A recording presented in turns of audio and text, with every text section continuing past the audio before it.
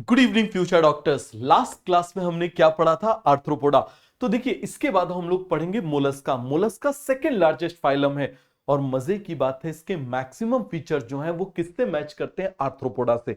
केवल एक ऑक्टोपस को यदि हटा दिया जाए, और कभी भी इस चीज को याद रखना, यदि आपको एग्जाम में ऑक्टोपस वर्ड दिख जाए तो जो जवाब आप खुद के लिए दोगे, आईज हमारी कैसी होती है? सिंपल। सर्कुलेशन हमारा कैसा होता है? क्लोज। हार्ट हमारा कैसा होता है? मायोजेनिक। तो वही जवाब आप किसके लिए दोगे? ऑक्टोपस के लिए दोगे। अब सबसे पहले हम मोलस्का का क्या पढ़ लेते हैं? एग्जाम्पल। तो इसको याद रखने का निमोनिक्स है, फिर से ऑक्टोपस देखेंगे। पहले आप चाय पी लो। चाय चाय पी लो। क्या पी लो? चाय पी लो। तो मुझे बताओ जरा, फिर से क्या हो जाएगा? पिंक टाडा, इसी को पर्ल बोलते हैं, मोती। क्या हो जाएगा? सेपिया। ऑक्टोपस, खुद ही आ गया ऑक्टोपस। देखेंगे इसे डेंटेलियम। यहां पर आप मुझे बताओ, आपसे क्या हो जाएगा? एप्लेजिया।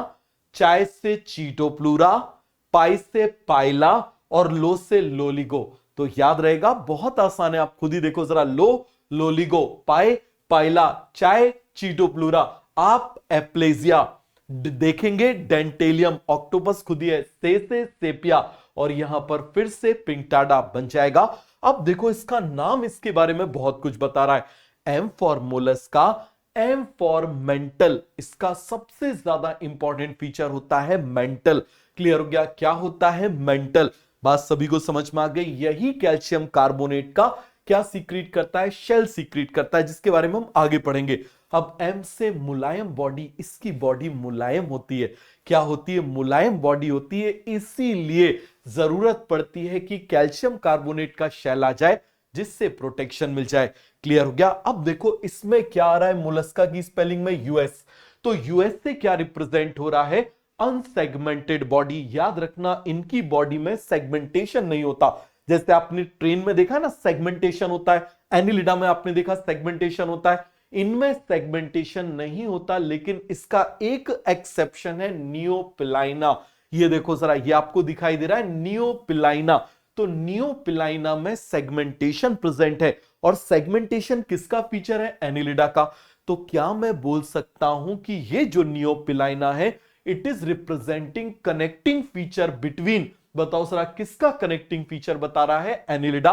क्योंकि इसमें सेगमेंटेशन है, मुलायम बॉडी है, और ये मोलस्का है, तो इसीलिए ये एनिलिडा और मोलस्का का कनेक्टिंग फीचर बता रहा है। बन जाएगा। चलिए जरा, अब आप मुझे बताओ, हैबिटेट। ये फ्रेश वाटर में भी होते हैं, मैरीन वाटर में भी होते हैं, टेरेस्ट्रियल भी हो सकते हैं। हैबिट ऑलमोस्ट सभी तरह की हैबिट में होते हैं। अब ऑर्गेनाइजेशन देखो जरा, सब में ऑर्गेनाइजेशन बिल्कुल सेम चलता आ रहा है। अब मुझे बताओ, ऑर्गन सिस्टम कहां से स्टार्ट हुआ था? प्लेटीहेल्मिन्थेस से।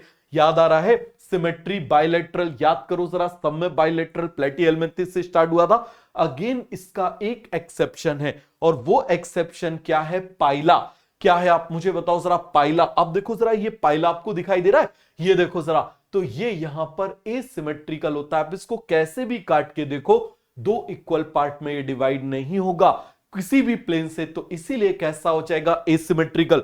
तो हमने, आप मुझे बताओ जरा, हमने क्या देखा? दो एक्सेप्शन देखे। पहला हमने नियोपिलाइना देखा, जिसमें सेगमेंटेड बॉडी है, बाकी सारे मोलस्क अनसेगमेंटेड होते हैं। और दूसरा आप मुझे बताओ जरा, हमने क्या देखा? पाइला, जो कैसा है? एसिमेट्रिकल। कैसा है? एसिमेट्रिकल।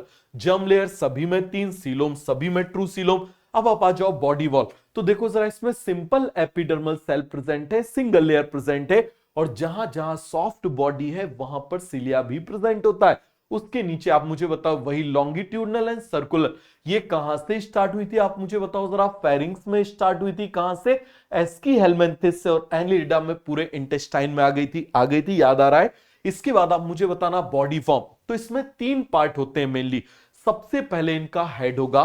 क्लियर हो गया? फिर इनका मस्कुलर फिट होगा, और इनके ऊपर एक बॉडी होगी। आप मुझे बताओ, हम्प होगा, एक कूबड़ हो जाएगा। क्या हो जाएगा? एक कूबड़ हो जाएगा। बहुत ही इजी फाइलम है ये, बहुत ही ज्यादा इजी फाइलम है, अच्छे से समझना। ये देखो जरा, इसको बोल देंगे विसरल हम्प। क्या बोल देंगे? Visceral hump. Head, muscular fit और विसरल हम्प। क्लियर है? अब आप देखना जरा, यहां पर देखो जरा, ये देखो जरा, ये विसरल हम्प जो है, इसके ऊपर एक मेम्ब्रेनस स्ट्रक्चर है, जिसको हम क्या बोल रहे हैं? मेंटल।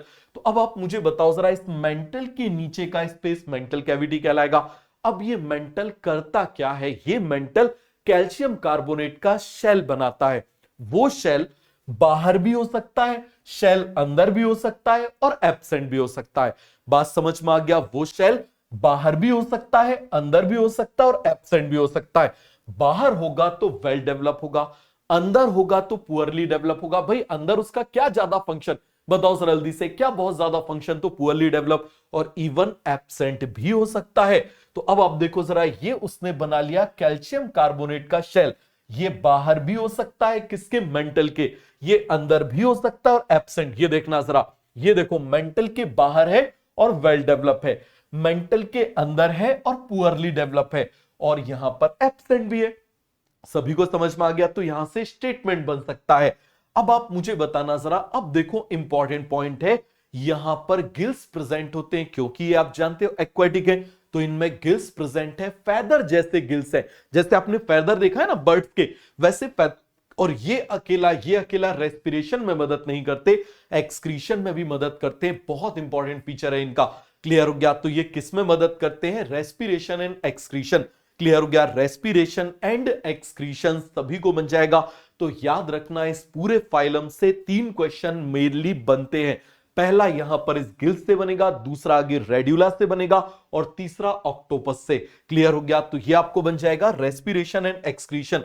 अब आ जाओ डाइजेशन। तो अब देखो जरा, जैसे हमारी टंग होती है ना, ये देखो टंग हम बाहर ऐसे कर सकते हैं, तो टंग में इनकी भी जो टंग जैसा स्ट्रक्चर है, उसमें टीथ जैसे स्ट्रक्चर होते हैं। क्या होते हैं? टीथ जैसे स्ट्रक्चर होते हैं। ये देखो जरा, ये टंग जैसा दिख रहा है, तो आप मुझे बताओ इसमें टीथ जैसे स्ट्रक्चर है, इसको हम बोल देते हैं रेड्यूला।